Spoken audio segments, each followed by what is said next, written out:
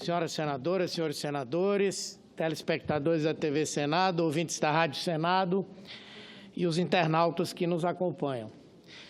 Eu pretendia hoje, senhor presidente, fazer um balanço sobre o desastre representado pelo governo Michel Temer, as suas repercussões sobre a sociedade brasileira, mas diante da proeminência, da importância do tema que envolveu o pedido de liberdade para o presidente Lula no último final de semana, e principalmente diante das colocações que vêm sendo feitas por setores pseudo-especializados nesse tema, em temas jurídicos, as manifestações de pseudo-juristas também, enfim, eu também gostaria de, mais uma vez, emitir a minha opinião, a minha posição.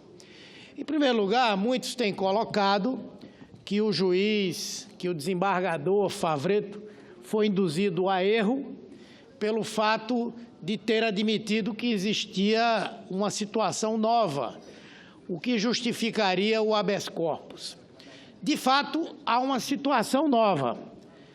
Não simplesmente o fato de Lula ser pré-candidato, mas a situação nova é de que inúmeras atividades que envolvem pré-candidatos têm sido realizadas por órgãos de comunicação, jornais, revistas, televisões, também instituições as mais variadas, corporativas, como federações de determinados segmentos econômicos e trabalhistas da nossa sociedade, e que Lula tem sido impedido de participar pela leitura equivocada que a juíza das execuções penais faz sobre a restrição dos direitos do presidente Lula. Sim, o desembargador, na verdade, julgou do ponto de vista da liberdade do presidente Lula, porque ele está sendo impedido de dar entrevistas, de participar de debates, de seminários, de sabatinas, e isso é algo que não está definido nem pela sentença de condenação que foi feita a ele. Na verdade, há um processo que não é automático, mas que alguns entendem que pode ser feito, que é a privação da liberdade por conta da decisão na segunda instância. No entanto, a perda dos direitos políticos só acontece, e quanto a isso não há divergência no Supremo nem em lugar nenhum, quando nós temos a sentença transitada em julgado.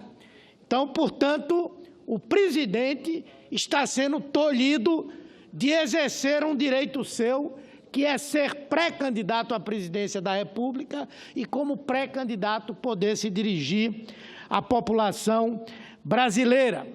Além do mais, para que essa proibição acontecesse, ou para que a prisão fosse decretada, teria que haver uma fundamentação. Em que é que o presidente Lula produz ameaça do ponto de vista da sociedade, do ponto de vista do avanço do seu processo ou de quaisquer investigação que estejam sendo procedidas contra ele? Nenhuma, absolutamente nenhuma ameaça isso representa. Além do mais, é óbvio que quem está na condição de juiz de plantão está investido da representação daquele tribunal ou daquela instância judiciária de onde ele faz parte. Então, ele teria todas as condições de tomar a decisão que tomou. E não se vem argumentar que é porque foi filiado ao PT, exerceu funções nos governos do PT. Eu aqui disse, ontem, com todas as letras, o ministro Nelson Jobim foi filiado ao PMDB durante décadas e foi talvez um dos maiores ministros do Supremo Tribunal Federal, o ministro Gilmar Mendes foi da Advocacia Geral da União no governo Fernando Henrique, assim como Toffoli, o ministro Toffoli, foi da Advocacia Geral da União no governo do presidente Lula. Então, esse argumento só é válido em relação ao juiz, ao ministro, ao desembargador Favretto? Claro que não. Eu dou a Vossa Excelência uma parte, eu agradeço, senadora Vanessa. Eu agradeço, serei breve mesmo, porque irei à tribuna para tratar do mesmo assunto, que considero da mais extrema relevância. E elucidativo, senador Humberto, mas Vossa Excelência fala sobre a possível, entre aspas, suspeição. Já pensou? E o que nós estamos vendo? Eu estou assistindo todos os noticiários da grande imprensa brasileira. Eles noticiam um fato e toda vez que citam o nome do desembargador Rogério Favretto, eles dizem: foi filiado ao Partido dos Trabalhadores durante não sei quantos anos. Já pensou se a moda pega? Toda vez agora que Alexandre Moraes, ministro do STF, do Supremo Tribunal Federal, der uma decisão, eles vão ter que logo em seguida qualificar Alexandre de Moraes até o final de 2017, ou seja, momentos antes de ser indicado para o Supremo, era filiado ao PSDB. Já pensou, senador? Já pensou? Então, acho que de todo episódio o que aconteceu foi trazer luz para muitas coisas que eles queriam esconder, mantê-las escondidas e, felizmente, para o bem da boa informação da população, vier à tona. Parabéns pelo pronunciamento, senador. Eu incorporo o pronunciamento de Vossa Excelência à minha manifestação aqui e quero ressaltar outras questões. Quando o desembargador tomou a decisão de libertar o presidente Lula, não foi por conta da decisão de Sérgio Moro em qualquer momento. Foi, na verdade, em relação ao posicionamento da juíza da execução penal, executora da pena, a juíza Carolina Lebos.